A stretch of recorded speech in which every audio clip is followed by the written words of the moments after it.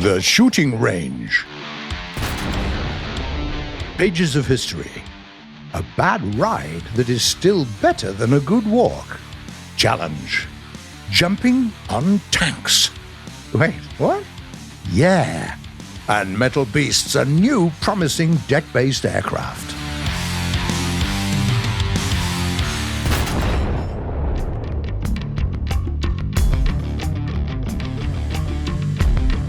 The update Star Fighters introduced several new machines to the British line of deck aviation.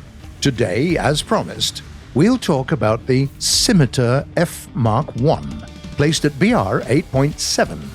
Back in the late 40s, the British Navy planned to adopt a new plane, which would be used as an interceptor fighter and attack aircraft.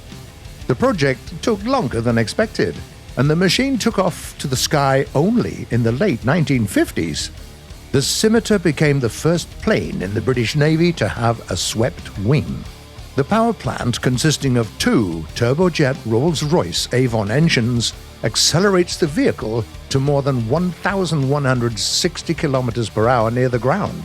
The space in the wing and between the engines is occupied by self-sealing fuel tanks. Under each of the air intakes, there are two 30mm Aiden guns with 160 rounds of ammunition per barrel. The Scimitar can also be equipped with suspended weapons, up to 24 AP Mark II unguided rockets, 4 1,000-pound bombs, as well as up to 4 guided missiles, air-to-surface AGM-12B bullpup or air-to-air sidewinders of the B modification. The fighter is quite good in air battles. Thanks to its powerful engines, the Scimitar has a high horizontal speed and a good climb rate for a battle rating of 8.7. Therefore, the main tactics in air combat will be frontal and boom and zoom attacks. The 4 cannons won't make you keep aiming at the opponent for a long time, and the ammo is enough to shoot down 2 or 3 planes. Well, if somebody gets on your 6, you can just dive away from them. The robust construction allows you to break away from most of your opponents without the risk of destroying your wing. But don't forget that at high speeds, your rudder efficiency drops dramatically. As for the suspended weapons, air-to-air missiles are a good choice for air battles. The early sidewinders aren't very efficient, but they won't be useless either. Don't hesitate to launch them at your opponents if they seem too relaxed. Even if you don't shoot them down, you'll definitely scare them enough to make them do an evasive turn. It's better not to get into a dogfight, as the Scimitar is quite heavy. But if you can't avoid it, your powerful mechanization will help you turn towards the enemy. The designers have installed slats along almost the entire length of the wing, and also used the so-called blown flaps to direct the airflow downwards and therefore increase the lift coefficient. These solutions provided the machine with excellent takeoff and landing characteristics. The vehicle feels even better in mixed battles. The bullpup missiles are your obvious choice when it comes to fighting ground tech, as they've already been proven on many American fighters and attack aircraft. And now the British can boast such weapons as well. As soon as you appear on the map, climb up to about 3 kilometers to assess the situation. If the enemy has anti-aircraft guns, dive towards them at a great angle and lock your missiles onto them. There aren't a lot of surface-to-air missile systems at BR 8.7, and Cannon SPAAs aren't effective at long distances. Having got rid of AA tech, proceed to destroying tanks, giving higher priorities to those targets that pose the greatest threats to your allies. If the distance isn't large, you can launch the missiles as unguided ones without spending time to lock onto the target. The Scimitar is also great at handling enemy aviation. Thanks to its good performance data and powerful weaponry, it can deal with any airplane or helicopter very quickly. Just don't forget to keep an eye on the enemy's respawn point so that you don't miss any new incoming enemy.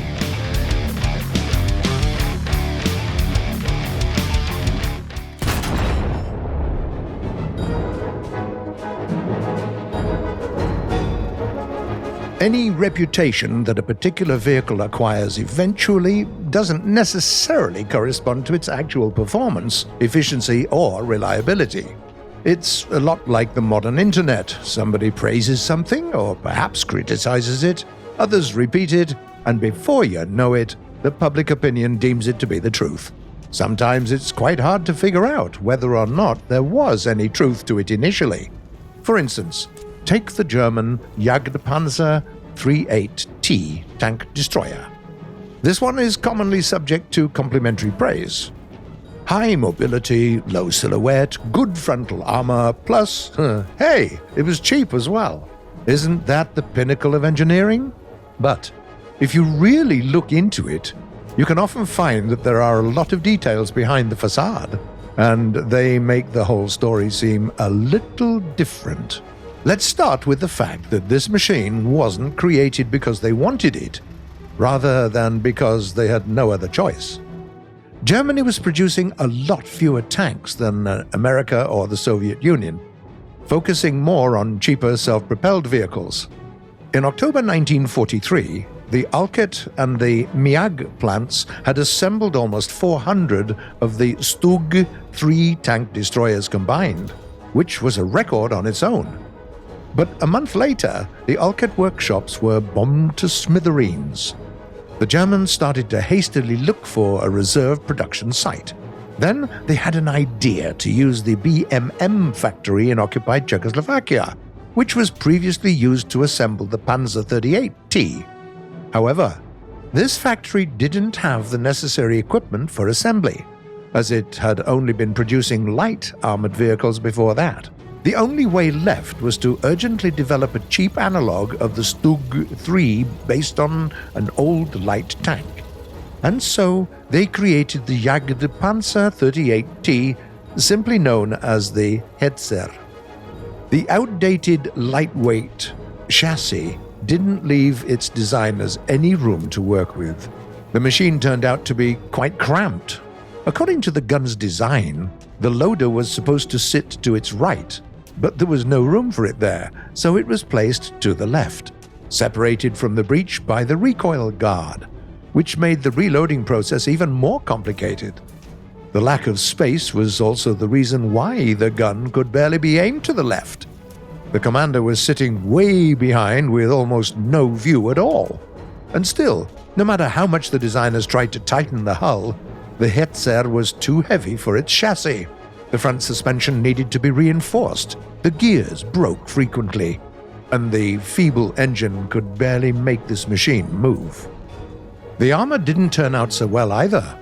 On paper, those 60mm at large angles looked great, but the problem was that the Hetzer hulls were covered by fragile Czech steel, which was significantly inferior in quality to the German one.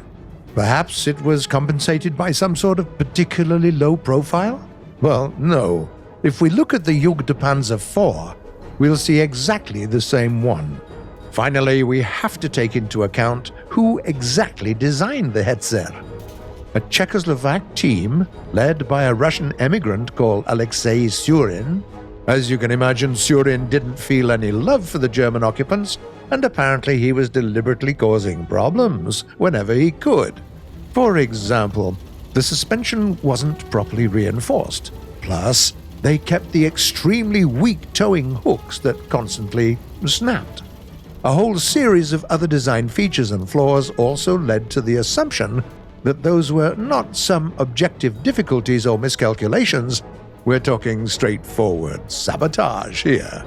So, how did the cramped, blind, fragile, and slow Jagdpanzer 38T earn its reputation as a good tank destroyer, when it was, technically speaking, an ersatz-good self-propelled vehicle hastily created by a team of saboteurs? Well, the thing is that even with its many disadvantages, it was still very cheap and easy to produce, and in war times, this was often valued above all else. As the saying goes, a bad ride is much better than a good walk.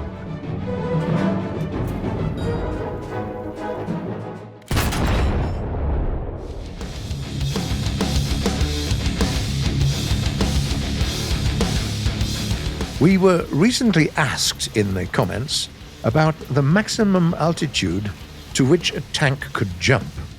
The question is arguably absurd, as this information can hardly help you in combat. But do we really have to be dead serious about everything? Let's fool around a little today, okay? Let's make those tanks jump. For starters, let's establish that we won't be building any special maps for this test. Instead, we'll try to squeeze the maximum out of the existing in-game locations. The test of this subject experiment will be the Japanese Type 93. This lightweight SBAA vehicle, added with the update Starfighters, is particularly remarkable because of its engine. It has the highest power-weight ratio in the game, 100 horsepower per ton of weight in arcade mode. Finally, the last question before we begin is, how do we actually measure tank altitude? Tanks aren't fitted with altimeters, for obvious reasons, are they? But helicopters surely are, and they show the altitude not relative to sea level, but to the surface over which the helicopter's hovering. So if the pilot hovers at an altitude reached by the jumping tank, he can report us a fairly accurate result. Well, let's go. Let's start on the Sweden map. The point A is slightly elevated, and it can very well serve as a ramp. Let's get rid of those little fences standing in our way. The helicopter's already hovering over the jump site. Acceleration, and the vehicle lifts up 10 meters from the first attempt. Not a bad result. After a few more attempts, we managed to get to 11 meters, but that's probably the best we can achieve on this map. Moving on to Abandoned Factory, there are some coal piles that look a lot like ramps. That's exactly what we need. We'll pick the ones on the bottom left corner of the map. They're quite conveniently accessible, so we can achieve maximum speed before jumping. The first attempts, and we reached 20 to 25 meters, which is already much more impressive than on the previous map. Still, we don't stop and continue trying. Finally, one of the jumps is particularly successful. Waiting for confirmation from the helicopter, and yes, the pilot reports that we reached the altitude of 30 meters. We keep on trying to break that record, but that's about it. Okay, so we need an even steeper ramp than the ones placed on the abandoned factory. Out of all the variety of maps, we could find only one slide with even better properties. It is located on the Advance to the Rhine map near Point A. The road leading directly to this impromptu ramp allows us to gain enough speed, and the first couple of attempts show 28 and 30 meters of altitude, giving hope for a new record. Another dozen jumps, and we're getting a report from the helicopter that we've reached 33 meters. That one remained unbeaten. But anyway, we got the answer and measured it in the exact numbers. Challenge completed. Of course, even the most spectacular jumps on tanks won't give your team any advantages, so don't get carried away with them in combat. But if we talk about engine power density, that parameter is quite important. In our challenge, it determined the height of our jumps, but in battle conditions, it determines the acceleration rate, as well as how easy it is for your machine to drive through difficult terrain. And that is often even more important than the maximum speed on a perfectly flat road. And now, let's answer some of your questions.